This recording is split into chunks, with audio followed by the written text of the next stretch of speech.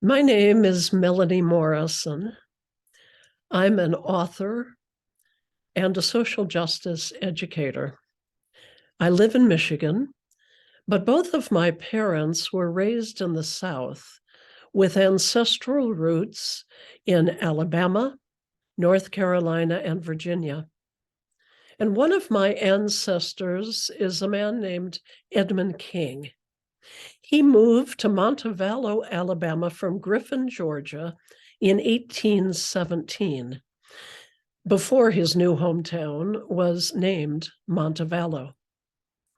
For the past 3 years, I've been engaged in intensive research and writing about Edmund King and the house where the King family resided, known as King House, which is centrally located on the campus of the University of Montevallo. And I'm delighted to share with you a brief summary of that research. In Histories of Montevallo, Edmund King is lauded as a brilliant entrepreneur, a talented businessman, a successful planter, and a generous benefactor to the town. And it's indisputable that Edmund King worked very hard as a planter, a merchant, and an entrepreneur who owned a large plantation, an ironworks company, invested in a Tuscaloosa cotton mill, and provided starting capital for the Alabama and Tennessee River Railroad. Yet these facts are only part of the story. The prevailing portraits of Edmund King rarely mention that he was one of many elite Southern planters who benefited mightily from the violent dispossession of Native people from their homelands and the enslavement of African Americans. The military campaigns of General Andrew Jackson forced the Muskogee Creek Nation to cede 23 million acres of land to the United States government in 1815. Edmund King was well aware of this when he chose that region as his new home in 1817. Between 1823 and 1828, King purchased at government auctions thousands of acres of formerly Muskogee Creek land in Shelby, Bibb, and Chilton County. And then after Congress passed President Andrew Jackson's Indian Removal Act in 1830, forcing Creek, Cherokee, Choctaw, and Chickasaw peoples onto multiple trails of tiers headed west, Edmund King acquired another 9,600 acres in 8 Alabama counties. Edmund King's wealth and success can in part be attributed to his talent as an entrepreneur and a planter. But every realm of his agricultural and business endeavors was dependent on the unpaid labor of enslaved men and women. It's often cited that Edmund King arrived in Shelby County with 15 enslaved people in 1817, people he inherited as property from his father when his father died in 1817. Less often cited is the fact that by 1830, just 13 years later, Edmund King held 49 enslaved people in bondage. Enslaved laborers did work for King, such as planting, cultivating, and harvesting cotton and other crops, They felled the trees, worked in the sawmills, and built the barns, sheds, and cabins on king's land. They planted, weeded, and harvested the gardens and orchards. They cleared the barns, milked the cows, and tended the livestock. They mined coal, iron ore, and limestone, hauled it to king's ironworks, and stoked the furnaces. They also built King House.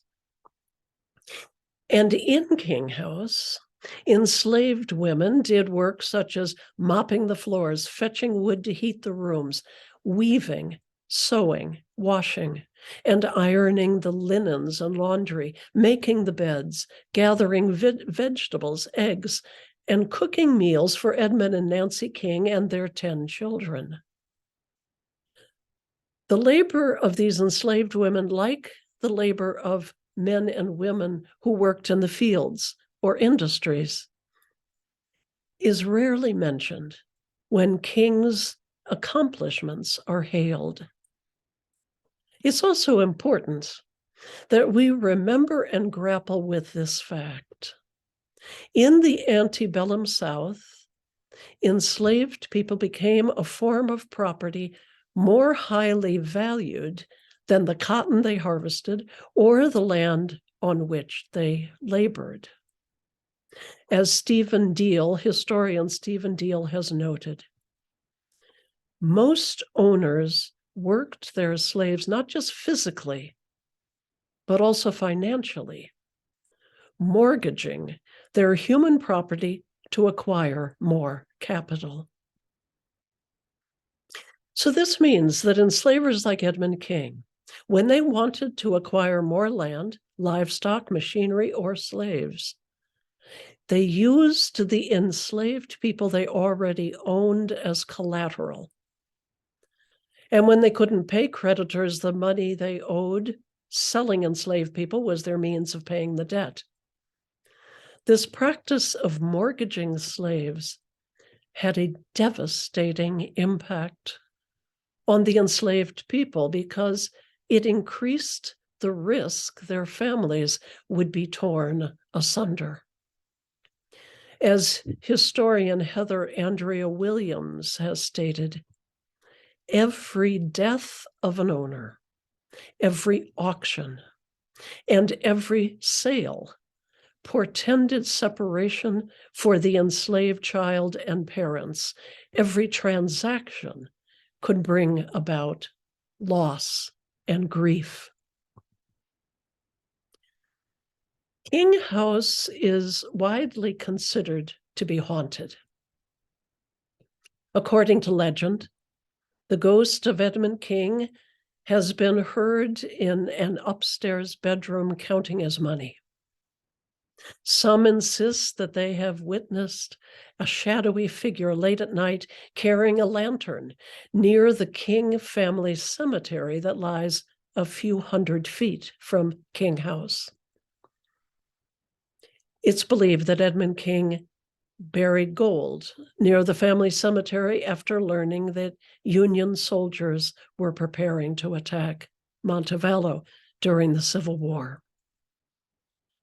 Now, I don't know if there is buried gold to be found near the King House Cemetery, but I do know that there are countless untold stories in and around King House to be unearthed and shared, particularly stories about the lives and labors and families of the women, men, and children King held in bondage.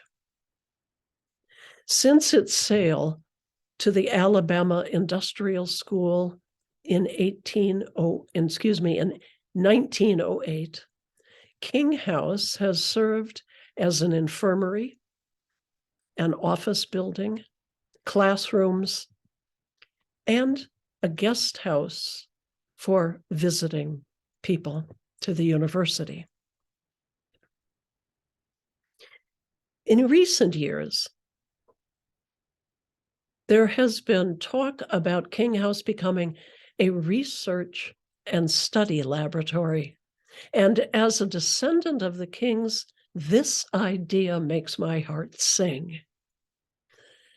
How exciting it would be for that historic home, King House, to become a learning space where students, faculty, staff, community members, descendants of enslaved people, and descendants of enslavers could gather to learn more about the histories and cultures of the Muskogee Creek people, the lives and craftsmanship of the enslaved people who built King House, the spiritual practices, family traditions, and community celebrations that sustained enslaved people during their decades of bondage. I believe there is a deep yearning in this nation for restorative remembering, truth-telling, and reckoning with the history of enslavement. And as a descendant of Edmund King, I'm excited by the thought of working with students, faculty, and staff at the university, and with people in the wider Montevallo community who are seeking to forge a deeper, truer narrative about King House and the enslaved people whose lives and labor have not been fully and justly remembered. Remembering and reckoning with the legacies of slavery can be hard, even excruciating. But I believe it is life-giving work. It is an invitation to love ourselves, to love others, and to love our country enough to do the deep work of truth-telling and healing so that together we might repair the breaches that systemic racism has created. It's an invitation to break the silences and to rebuild the foundations of our communities. Thank you.